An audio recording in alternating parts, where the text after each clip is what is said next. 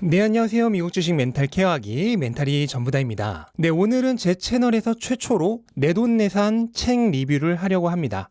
제가 내돈내산 책 리뷰를 한다면 이 책으로 하려고 아껴두었던 책인데요. 테슬라 주주님들이라면 이미 많은 분들이 보셨을 거라 생각되지만 혹시라도 아직도 안 보신 분들이 계실까봐 이 책을 소개해드리고자 합니다. 네, 바로 한국의 테슬라 인플루언서 중 가장 영향력이 큰 인플루언서 중에 한 분인 레이어드 님이 쓰신 레이어드의 미국 주식 투자 원칙이라는 책입니다. 사실 대한민국에서 테슬라에 투자하시는 분들 중에 이 레이어드 님을 모르시는 분은 별로 없을 거라 생각이 됩니다. 저도 처음 테슬라에 대한 공부를 할 때 대부분의 글들을 다 읽어봤을 정도로 정말 도움을 많이 받았는데요. 모르시는 분들을 위해 간단히 소개하자면 레이어드 님은 2016년부터 테슬라에 투자하셨던 오래된 테슬라 장기 투자자이고 현재 3,500주 이상을 가지고 계신 개미 기준으로는 대주주입니다. 그 중에서 2,500주 정도의 평단가는 무려 $70 정도고요. 책에는 3,500주를 가지고 있다고 하는데 아마 현재는 4,000주 정도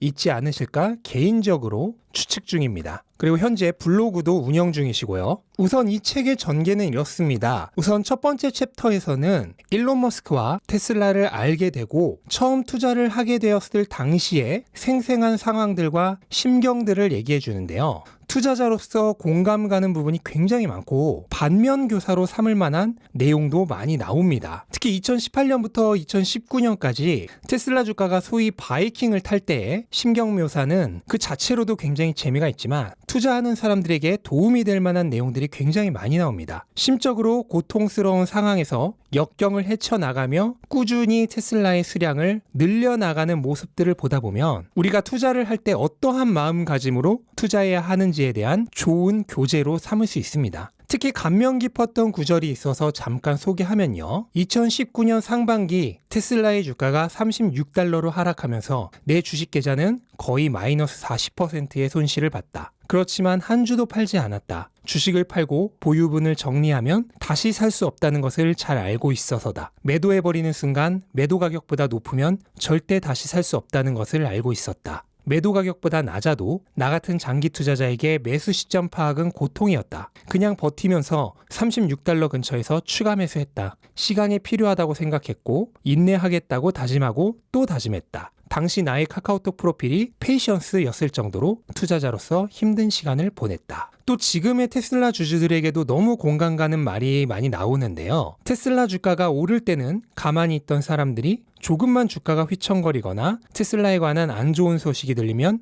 잔인한 말을 쏟아냈다. 내가 그랬잖아. 테슬라는 버블이라고. 10년치 이익을 당겨온 거야. 네, 이거 진짜 어디서 많이 듣던 말이죠. 그리고 가장 중요한 말이 나오는데요. 성장주 투자의 가장 좋은 타이밍은 연속된 적자에서 장기적인 흑자로 전환될 때이기 때문이다. 이때는 돈을 더 넣어야지 빼면 안 된다. 테슬라는 작년에 처음으로 1년간 흑자를 기록하며 흑자 전환했습니다. 하지만 아직도 규제 크레딧을 제외하면 적자라는 얘기를 하는 사람들이 많이 있습니다. 근데 그렇다면 오히려 다행이에요. 올해는 거의 확실하게 규제 크레딧 제외해도 흑자로 전환할 테니 그 사람들 논리로 치면 올해야말로 테슬라가 진짜 흑자 전환하는 첫 해가 될 테니까요. 완벽한 매수 타이밍이 됩니다. 그리고 실제로 지금 주가가 말도 안 되게 싼 가격대에 머물러 있죠. 이럴 때 미래 가치가 엄청남에도 불구하고 지금 당장 상대적으로 가격이 낮아진 자산을 매입을 하십시오. 그게 부자가 되는 방법입니다. 대중을 따라가면 대부분 망합니다. 대중과 반대로 행동해야 돼요. 그 외에도 왜 주가가 올랐을 때 잠깐 팔았다 다시 사면 안 되는지 이런 얘기들을 본인의 경험담과 함께 생생한 소설처럼 풀어냅니다. 재미도 있으면서 공부도 돼요. 그리고 초반 내용이 투자자로서의 경험을 주로 다루고 있다면 챕터 2부터는 본격적으로 주식 수업이 시작되는데요. 투자자에게 있어 가장 중요한 부분이자 가장 기본이 되는 투자 원칙에 대한 얘기가 많이 나옵니다. 왜 미국 성장주에 투자해야 하는지, 분산 투자가 나은지, 집중 투자가 나은지, 파생 상품과 대출에 대한 원칙들, 이런 기본적으로 알아야 할 내용들에 대해 얘기를 합니다. 그리고 챕터 3부터는 조금 더 심도 있는 내용으로 들어간대요. 특히 기업을 발굴하는 방법에 대해 심도 있게 다룹니다. 제가 여러 번 주식으로 돈을 버는 가장 쉬운 방법은